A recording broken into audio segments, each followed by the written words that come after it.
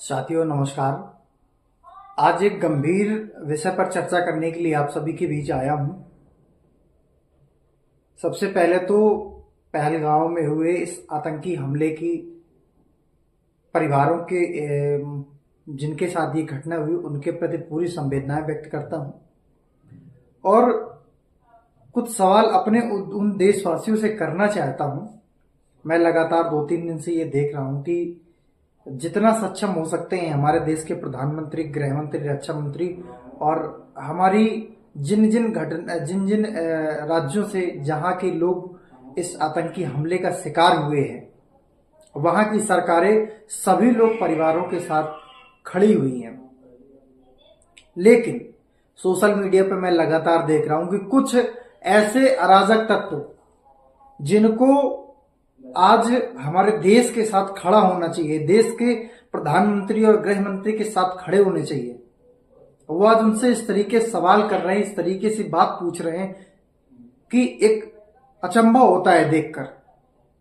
मैं कुछ विषय मुझे याद है, मैं आप सभी से चर्चा करना चाहूंगा कि घटना के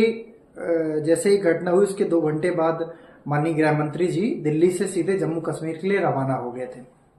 और रात भर वो कैंप में रहे। रात भर उन्होंने निगरानी करी, सारी लोगों से बैठक करी। उसके अगले दिन वो घटना स्थल पर पहुंचे और अंतिम संस्कार के लिए पुष्पांजलि देने के लिए जब वो पहुंचे तो उसमें कुछ लोगों द्वारा ट्वीट किया जा रहा था और फेसबुक पे अपलोड किया जा रहा था कि श्रद्धांजलि देने के लिए, पुष्पांजलि देने के लिए कालीन बिछाई गई है और बिना कालीन के भी दे सकते हैं। तमाम तरह की चीजें ठीक है, हमने मान लिया, लेकिन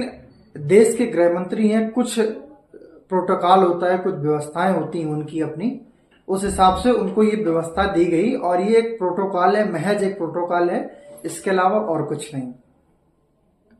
जब ओवैसी जैसे लोग या अन्य दलों के लोग, चाहे वो हिंदू संगठनों से आते हो, चाहे वो मुस्लिम संगठनों से आते हो, कैसे भी लोग हों, देश की विषम परिस्थिति में माननीय प्रधानमंत्री जी के साथ जो कल की मीटिंग, जो कल रात को मीटिंग हुई, इसमें सारे संगठनों, सारे दलों के, सारे पार्टियों के या सर्व समाज के नेता सभी लोग सम्मिलित हुए और उन्होंने एकजुट होकर ये बोला कि आप कदम उठाइए मोदी जी, हम आपके साथ हैं। जब सारा देश